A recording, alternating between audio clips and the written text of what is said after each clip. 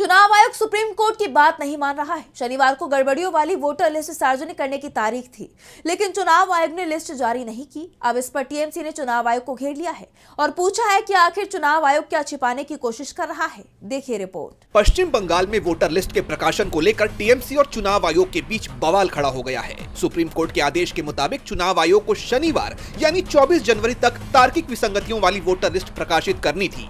ये लिस्ट राज्य की सभी ग्राम पंचायतों और नगर पालिका वार्ड्स में जारी होनी थी। टीएमसी का दावा है कि शनिवार शाम बीत जाने के बाद भी चुनाव आयोग ने ये लिस्ट सार्वजनिक नहीं की।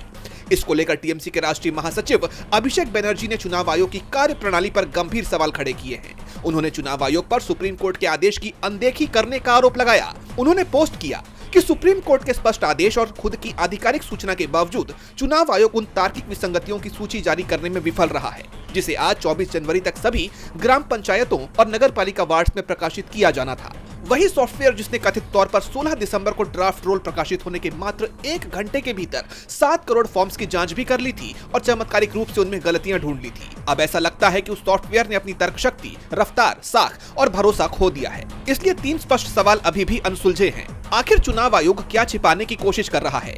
अगर गलतियां 1 घंटे में पहचानी जा सकती थी, तो उन्हें सार्वजनिक करने में कई दिन क्यों लग रहे हैं? क्या चुनाव आयोग तर्क यानी लॉजिक की तलाश कर रहा है या फिर गलतियों को छिपाने की कोशिश कर रहा है? जैसा आप जानते हैं कि 31 दिसंबर को अभिषेक बनर्जी के नेतृत्व में टीएमसी का एक डेलीगेशन मुख्य चुनाव आयुक्त ज्ञानेश कुमार से मिला था। टीएमसी ने मांग की थी कि उन 1 करोड़ 56 लाख वोटर्स की लिस्ट सार्वजनिक की जाए, जिन्हें लॉजिकल डिस्क्रिपेंसी के नाम पर सुनवाई के लिए बुलाया जा रहा है।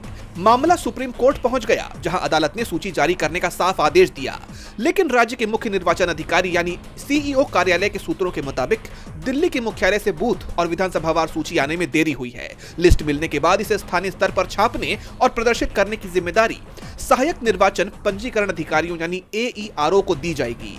तृणमूल कांग्रेस का आरोप है कि चुनाव आयोग का ये रवैया निष्पक्ष चुनाव की प्रक्रिया पर सवाल खड़े करता है। अब सभी की निगाहें इस बात पर टिकी हैं कि चुनाव आयोग इस देरी पर क्या सफाई देता है और सुप्रीम कोर्ट इस मामले में क्या रुख अपनाता है।